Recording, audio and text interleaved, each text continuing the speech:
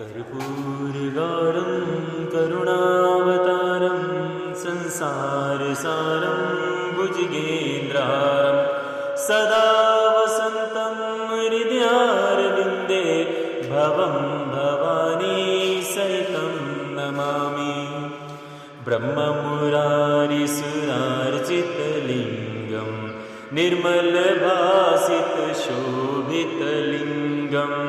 जन्मजदुःखविनाशकलिङ्गं तत्प्रणमामि सदा शिवलिङ्गं तत्प्रणमामि सदा शिवलिङ्गं देवमुनिप्रवरार्चितलिङ्गं कामदहं करुणाकरलिङ्गं रावणदर्पविनाशनलिङ्गं तत्प्रणमामि सदा शिवलिङ्गं तत्प्रणमामि सदा शिवलिङ्गं सर्वसुगन्धिसुलेपितलिङ्गं बुद्धिविवर्धनकारणलिङ्गं सिद्धसुरासुरवन्दितलिङ्गं तत्प्रणमामि सदा शिवलिङ्गं तत्प्रणमामि सदा शिवलिङ्गं कनकमहामणिभूषितलिङ्गं फणिपतिवेष्टितशोभितलिङ्गं दक्षसूयज्ञविनाशनलिङ्गं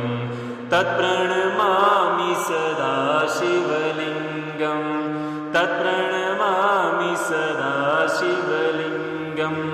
कुङ्कुमचन्दनलेपितलिङ्गं पङ्कजहारसुशोभितलिङ्गं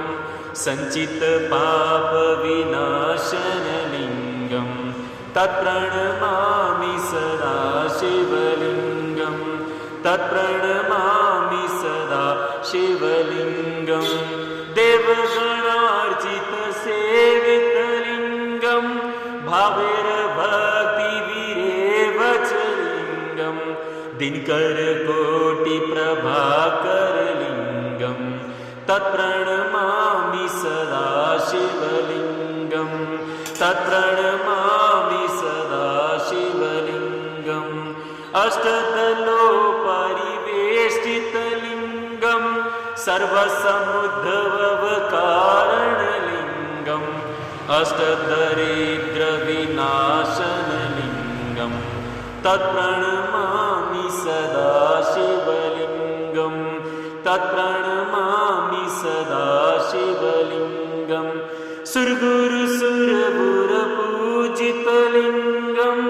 सुरवनपुष्पसदार्चितलिङ्गं परात्परं परमात्मकलिङ्गं तत्प्रणमामि सदा शिवलिङ्गं तत्प्रणमामि सदा शिवलिङ्गं तत्प्रणमामि सदा शिवलिङ्गं लिङ्गाष्टकमिदं पुण्यं यः पठेत् शिवसन्निधौ शिवलोकं वाप्नोति शिवेन सह मोदते।